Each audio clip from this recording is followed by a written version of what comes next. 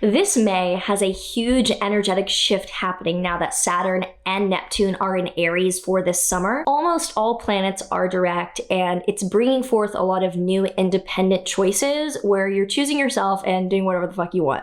So if you're excited to dive into what you can expect for the astrology of this May, make sure that you like, subscribe, and hit the notification bell so that you are always up to date with what the stars have in store for you. If you're new here, hi, I'm Maren. I am an astrologer. I also have music and other stuff out if you would like to see that down below. I do offer private readings, so you can find that linked down below. I know in the past there's been some confusion, but I will have the Calendly link below if you want to meet me and have a reading with me. So we're starting out this month from the 1st to the 3rd with Venus conjunct Neptune in Aries. Now, this is a really interesting alignment because Neptune is in Aries for the first time in God knows how many 80-something years. Venus with Neptune is this higher octave of love and appreciation, and I've talked about it in months past in Pisces, because Venus is love and affection and harmony, and in Aries is a sign about choosing ourselves. So there's this awareness and this ease of choosing ourselves and putting ourselves first that's happening.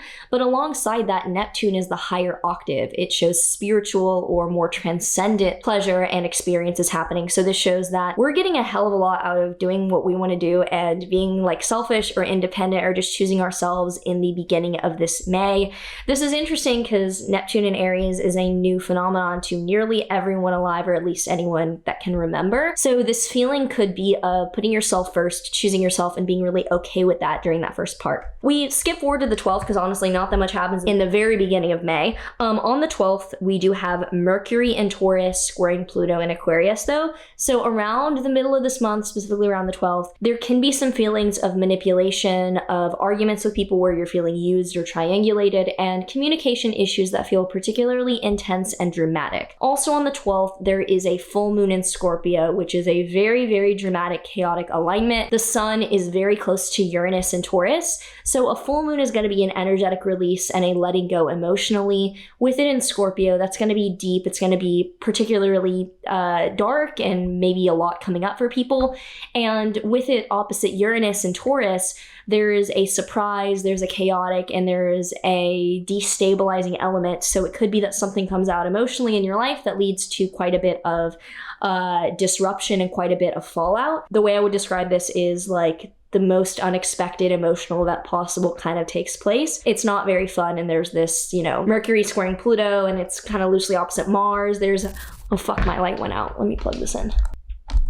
Like what just happened, there's an energy of kind of lightning or electricity that destabilizes something and puts an end to an emotional chapter of your life. So that is a kind of a difficult thing going on in the middle of this month. Then on the 17th, the sun is exactly conjoining Uranus. So even in the days following this full moon, do not be surprised if it is a very chaotic energy and rather destabilizing kind of few days. The sun exactly conjoins Uranus on the 17th. So the 18th onward is when you should experience more calm leading down from that. It will clear out. On the 17th to the 18th, Mercury in Taurus is going to square Mars in Leo. As Mercury gets further in Taurus, it goes up to square Mars. This is more aggressive, combative communication, which should not be surprising given the kind of things that are happening. So it seems like the 17th and 18th, you're finally like, fuck this, I'm gonna go after this person or have that disagreement and argument. So just don't be surprised about that fallout as well. On the 20th, the sun will enter Gemini. Breath of fresh air, seasonal change, different energy as we head into Gemini season. Much less stubborn fighting and butting heads with people, and more just doing what you want to do and what you want to focus on, with the Gemini placements not hitting anything really challenging. From the 20th to the 24th, Venus in Aries is going to trine Mars in Leo. So during the 20th to 24th, that's a great time to repair relationships and work on getting along with others or work on your goals. That shows being on the same page or moving forward with things and being able to align better with other people's motives. So that's more of like the go time is after the 20th. Then on the 24th, Mercury conjoins Uranus and Taurus. This just is leading to the most shocking communication and like word vomit, but not necessarily the most destabilizing events. So around the 24th is finally when all the craziest shit is said and explained, or you get the final word about what the fuck went on or what happened in your life. It's kind of the last like, okay, this is crazy. I hear about it now. I understand. That's that. And then that chapter's kind of moving on. Then on the 25th, Saturn enters Aries, and I should do a full video on this. I actually should do a video on Neptune and Saturn and Aries both and comment on that. That's my video. I will do this. I will do that.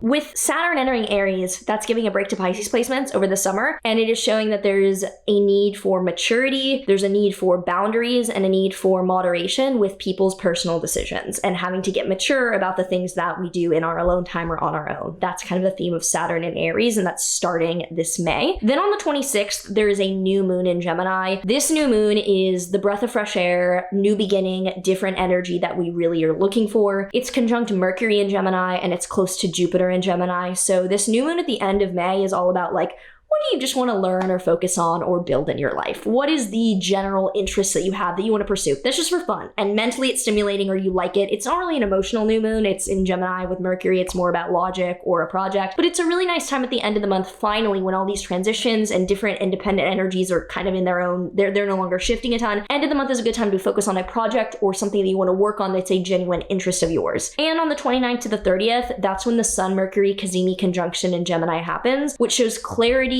perspective, or realizing something information-wise in your life as it pertains to this new beginning. So end of the month is a great time to start or move forward with something that is a project that you want to grow in your life. So if you have any thoughts about this May coming up for you, do let me know down below. I feel like I opened it a little bit happier than actually the astrology is now that I'm reading out all of it, that there is a fair amount of disruptive, shocking back and forth, but all in all, it's not a bad month. We got through so many retrogrades and eclipses, and this is better than that. It's just a little bit more chaotic.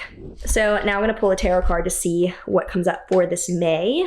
The Hierophant reversed. So when the Hierophant is upright, it's like, look for knowledge, look for the wise people. This is like, don't trust people in positions of power, or just don't trust the guidance given to you. Like, reject authority kind of thing. So just be careful. So I hope that this May treats you well and that you are not too destabilized or too fucked up. Yeah, I hope that. Anyway, comment, like, subscribe, do all the things that really helps, and I will see you in the next one.